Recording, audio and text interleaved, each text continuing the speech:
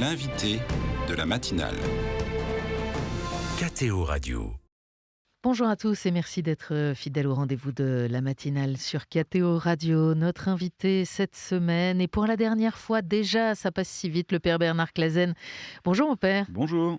Alors, on a passé toute cette semaine à parler de Noël et on a promis hier au moment de se quitter d'ouvrir un coin de voile sur un sujet qu'on a encore peu abordé.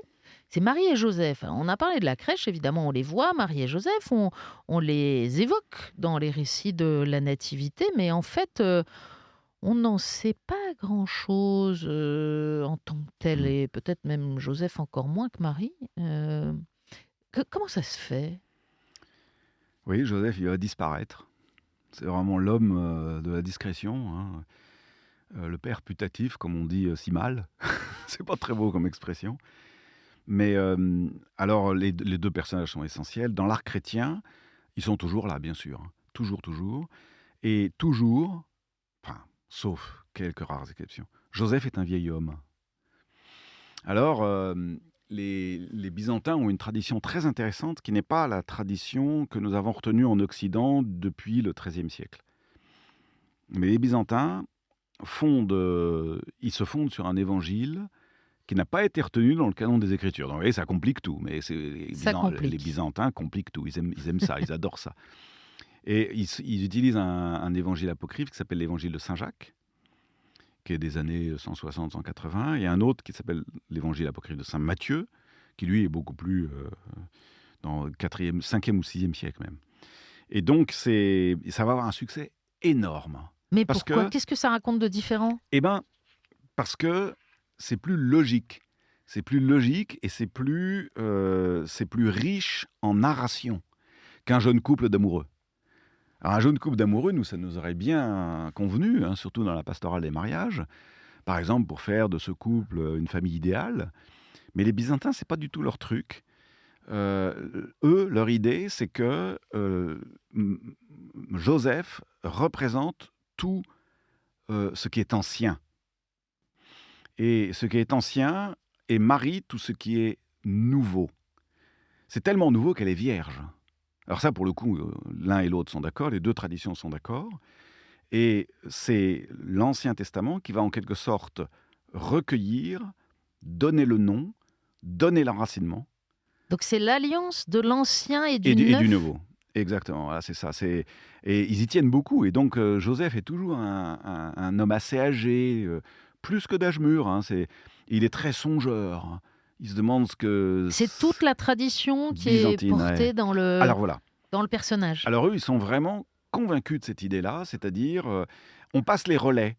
Et c'est un couple, c'est-à-dire un couple dont on ne peut pas douter de leur amour authentique.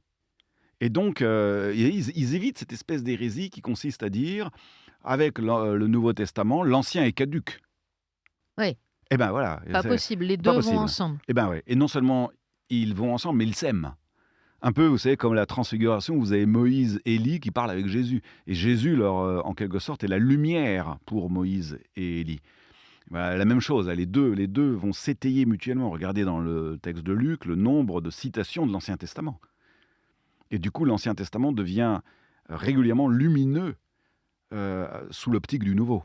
Alors, je ne sais pas si c'est le cas chez les Byzantins, mais en tout cas, dans la compréhension qu'on en a dans l'Église latine, c'est parfois un peu difficile, cette modélisation de Marie et Joseph, les parents de Jésus. On n'ose même pas imaginer ce que ça signifie d'être les parents terrestres de Dieu. Ah oui.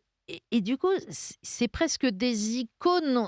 On a du mal, parfois, ou certains peuvent avoir du mal à créer un lien, à s'identifier d'une certaine manière. Oui, parce que... allez voir comme modèle, Waouh. par exemple. Évidemment, non, mais bien sûr, c'est inimitable. Hein, Alors, quand même, il y a là aussi, hein, il y a des artistes qui ont été complètement géniaux.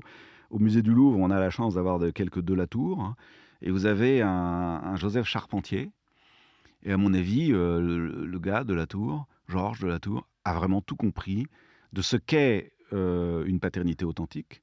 Et il accroche le moment où Joseph est en train vous voyez très bien ce tableau, il est en train de vriller une poutre. Alors il a un instrument en main, il est en train et Jésus en face de lui l'éclairant d'une bougie, alors de la tour, bon, à fond, hein.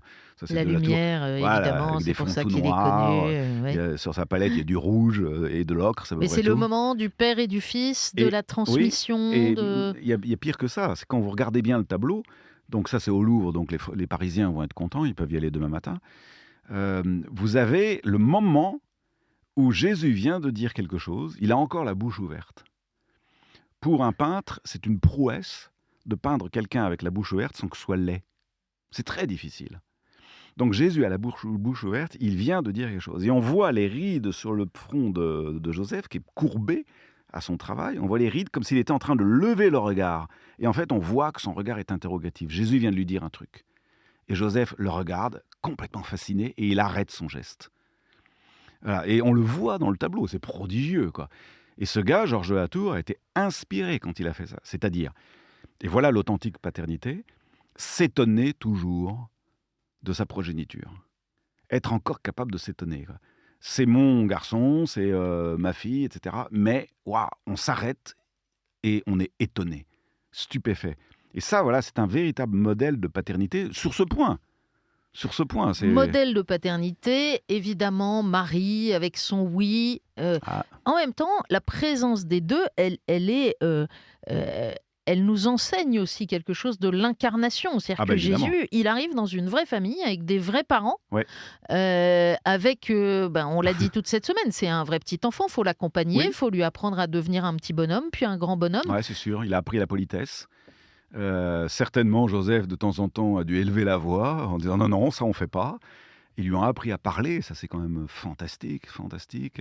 On ne sait pas très bien s'il a fréquenté les écoles de la synagogue, hein, il y avait des écoles autour, en tout cas c'était probablement un enfant super doué, côté synagogue. C'était probablement, certainement, évidemment, un garçon gentil. Comme on en connaît, on connaît des garçons gentils, des enfants qui sont adorables, qui sont pas capricieux, on en connaît. Alors évidemment, il faut beaucoup méditer ça, notamment pour voir en effet que celui que nous appelons Dieu, Dieu créateur, Dieu tout-puissant, mais j'ai expliqué comment il faut le comprendre, est capable, là aussi, de faire acte de toute puissance quand il était un enfant. Et pourquoi ? Parce qu'il met tout en mouvement en nous. Chez Joseph et chez Marie, bien entendu, mais même nous, qui n'est pas attentif à un enfant ?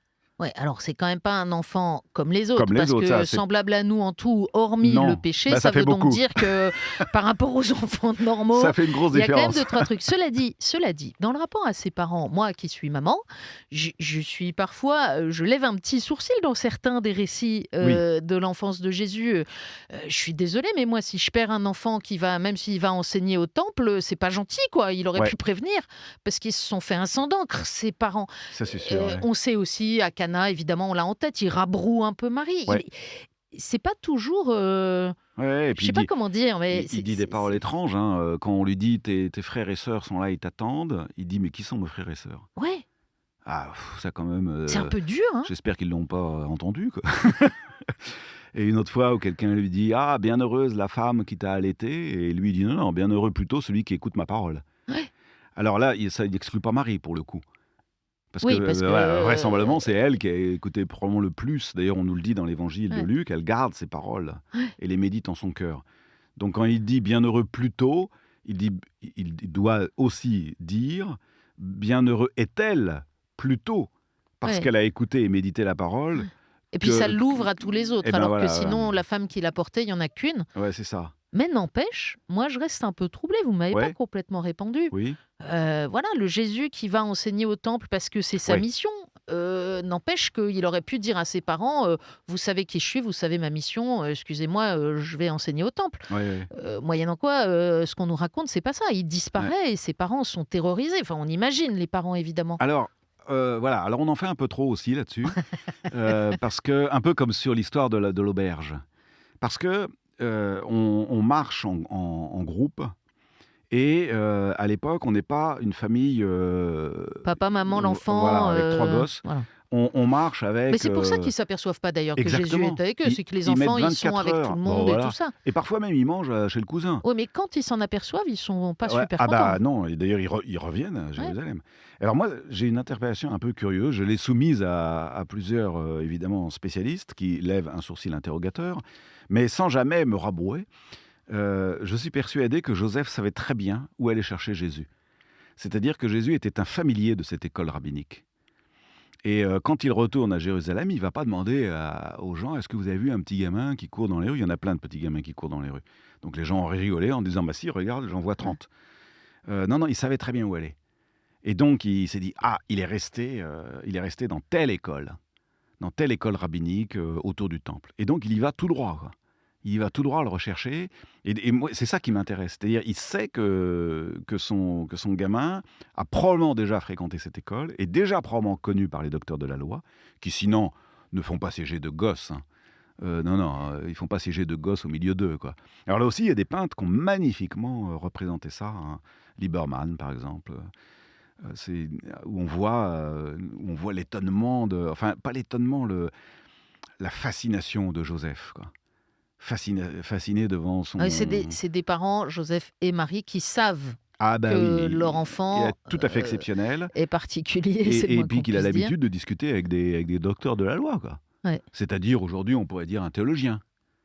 Mais Ouais, est-ce que Jésus, puisque c'est un commandement, est-ce que Jésus, il honore son père et sa mère? certes- Ça, on peut pas dire le contraire. Certainement. Certainement. Mais quand il les rabroue pas, d'ailleurs, hein, il les remet à leur place, quoi. Qui est quand même une belle place. Le fait d'avoir été le lieu où il a pu devenir ce qu'il est. Voilà. Et ce qui est incroyable, c'est qu'il est devenu ce qu'il est par le biais du ministère humain. Et donc, à Marie et Joseph, la grâce de l'avoir fait homme, de l'avoir pleinement fait homme. Il est pleinement homme parce qu'il a été fait homme. D'ailleurs, il n'aurait pas eu de papa et maman. C'est-à-dire, il serait venu, je sais pas, comme Comme Rémi comme sans un famille, héros. quoi. Comme un héros d'un Clint Eastwood, il apparaît tout d'un coup sur l'écran. Aurait-il vraiment été un homme? Parce que être vrai homme, ça veut dire qu'on a grandi dans une famille, ça veut dire que pour l'essentiel, nous le devons. Mais c'est terrible ce que vous dites, parce qu'il Ouais, y a plein de gens qui en ont pas de famille. ouais, mais et pourtant, la vie leur a été donnée, et ils ont eu besoin de gens qui les ont fait grandir, et ils ont grandi grâce à des gens qui leur ont adressé la parole, et c'est ça, être vraiment homme. Et donc, il a connu tout ça, quoi. Et en fait, c'est ça, honorer ses parents. C'est-à-dire, il leur a dit, vous m'avez fait. Qu'est-ce qu'elle nous dit, la Sainte Famille? Parce que parfois, c'est perçu aujourd'hui comme un modèle un peu, une espèce d'image d'Épinal qu'on voudrait calquer sur toutes les familles, puis si elles ne correspondent pas, ben, dehors, quoi. On ne peut pas les calquer sur toutes les familles, mais on peut prendre parce qu'en effet, la Vierge Marie, elle est Immaculée Conception, elle est réputée sans péché. Lui, c'est le père putatif. On ne peut pas souhaiter ça à toutes les familles. Enfin bon, c'est-à-dire, il a adopté son gamin. Euh, bon, donc il y a quand même, on ne peut pas tout simplement dire c'est un modèle de famille. Mais l'un et l'autre, on peut méditer, comme je viens de le faire avec de la Tour, on peut méditer sur des aspects qui sont profondément de la maternité, qui sont profondément de la paternité. Et le fait que l'un comme l'autre sont profondément ce que fait la famille. Par exemple, le fait d'apprendre à un gamin à parler. Pour moi, c'est un truc Ça vraiment... vous marque, hein. Ah mais oui, ah mais oui. Apprendre à parler au Ouais. verbe fait chair, il y a Ah quand mais même un ouais, truc... mais ouais. C'est ce que... Il y a un philosophe allemand, Goelem, qui dit, c'est le printemps extra-utérin. C'est-à-dire, nous sommes jetés au monde, on n'est pas fini, à la différence de la girafe. Vous savez, elle est jetée au monde, elle est mise bas, et pouf, pouf, 2 heures après, elle est sur ses 4 pattes là. Et puis elle commence à tituber. Le Le bébé gamin, homme, il lui, sait rien faire. il sait rien faire, il sait même pas manger. Et il sait toujours se faire du bruit, réveiller tout le monde. Et c'est, en fait, Goelem dit, mais c'est le fait qu'on lui parle, il va reconnaître la voix, il va comprendre petit à petit qu'on lui parle à lui, qu'il a de l'importance, et il va répondre à la voix qu'il appelle, etc. etc. Il y a quelque chose dans l'interlocution, et là, c'est plus qu'honorer Marie et Joseph, que le Verbe éternel est accepté, que humainement, il soit construit par la locution d'un homme et d'une femme. Merci beaucoup, Père Clasen, de nous avoir parlé. Et puis merci à vous de votre fidélité, à tous ceux qui ont préparé et rendu possible ces entretiens de la semaine de Noël. À très bientôt.